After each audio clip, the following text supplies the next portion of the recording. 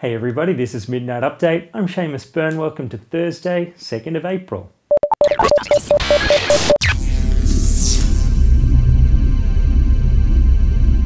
Tonight, a rapid-fire review run to cover off a batch of touchscreen smartphones that I've had here in the office since shooting the first episode of Digital Life. That's the new tech show I'm hosting over at Fairfax Digital, aka City Morning Herald website, The Age website, and other such properties. So here's a quick look at what I think of a few phones from Samsung, LG, and one very special touchscreen Blackberry. And after that, I've got a quick take on the cool little machine of one laptop per child fame, the XO-1. The Samsung Omnia.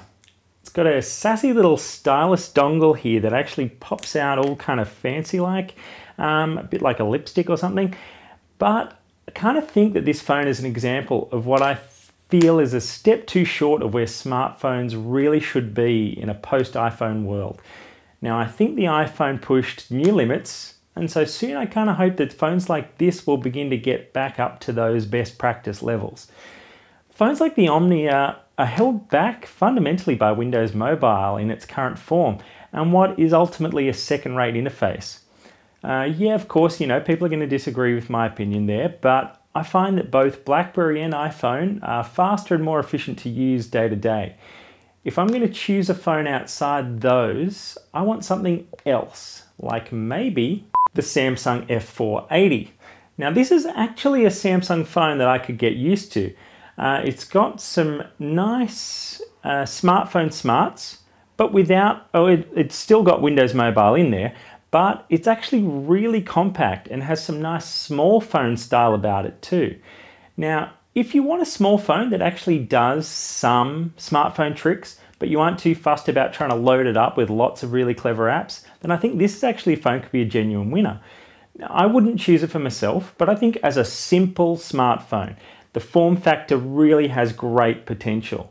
I think if it was maybe half as thin again, I'd be tempted to consider it as a stylish weekend sort of phone that disappears really nicely into the pocket. But it isn't, so I won't. The Blackberry Storm. Now this is a phone that kind of made me happy because I had something on the market that I could really hate. It's got this squishy screen that makes me think of crash mats while I type, and it takes away the one thing that makes BlackBerry so very BlackBerry, a damn fine physical keyboard. Now, that said, giving me crazy messages. That said, I've been talking to RIM and I have promised to give it a more serious road test once I can use one day to day on my network.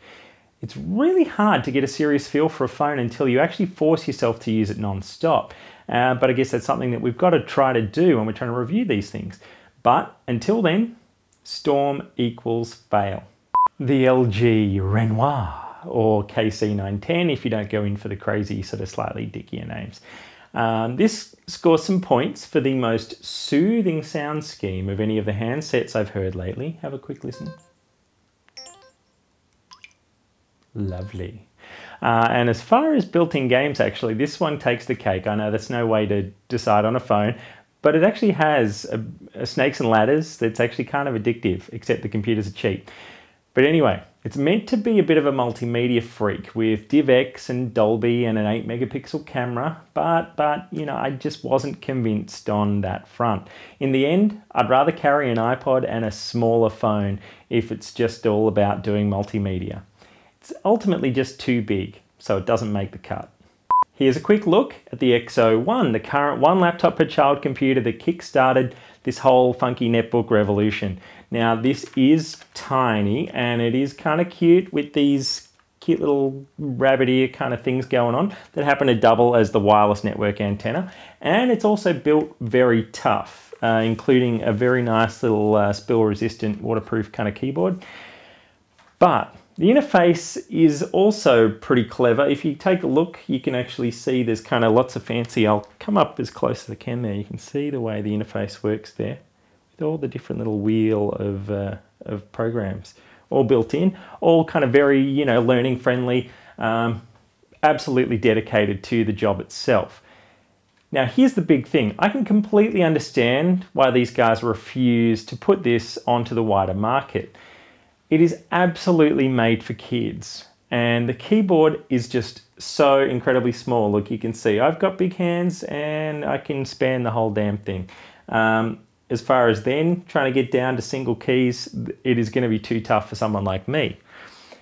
But I think if they actually put this on the market and sold it to everybody, there'd just be so many people bitching about the fact that it's kind of crap to use day to day and it's not very powerful and all that sort of thing. So I think they actually went the right way by just keeping this explicitly for the project itself. So I love the project, love the design. It's absolutely fit for purpose and it is not made for you. Let's name a Slingbox winner. This was actually a tough one. Some nice rants that came through during the week, as well as the odd thoughtful comment. And for some reason I've noticed more people want to just talk to me by sending in ranty emails than talk to the rest of you. But anyway, the winner is Jason Cartwright. Jason dipped his toe into the whole TiVo discussion and explicitly pointed out some of the failings of the Australian version that I missed, like ad skipping, big one.